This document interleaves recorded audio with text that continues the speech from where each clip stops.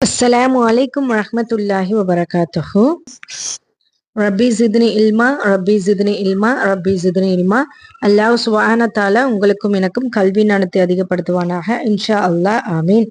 ஒரு சகோதரி நம்ம கிட்ட வாட்ஸ்அப்ல ஒரு டவுட் கேட்டிருந்தாங்க. அதாவது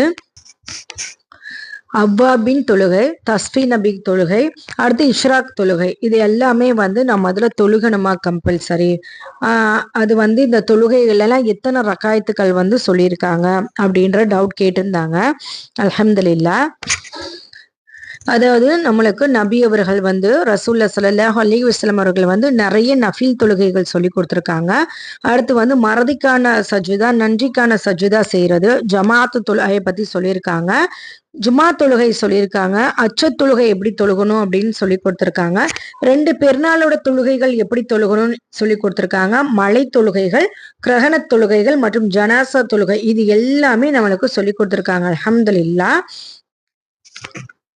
ஃபர்லான தொழுகைகள் நம்மளுக்கு 5 நேரம் கட்டாய கடமையாக்கியிருக்க தொழுகைகள் எப்படி தொழுகணும், எந்த நேரங்கள் தொழுகணும் அப்படின்றத முதற்கொண்டு எல்லாமே நம்மளுக்கு ரசூலுல்லாஹ் ரொம்ப கிறிஸ்டல் கிளியரா சொல்லிட்டாங்க. அல்ஹம்துலில்லாஹ்.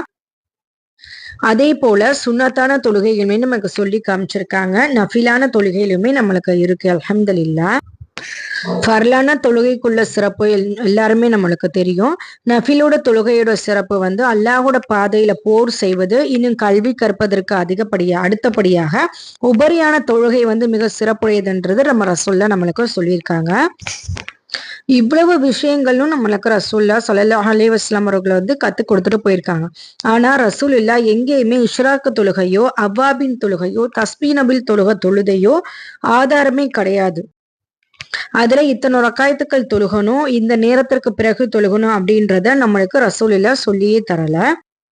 அப்படி அல்லாஹ் தஆலா அதை தொழுகணும் அப்படின்னு கட்டளை கொடுத்திருந்தான்னா அதை ரசூலுல்லாஹ் தொழுதிருப்பாங்க, அதை நம்மளுக்கும் சொல்லி கொடுத்திருப்பாங்க.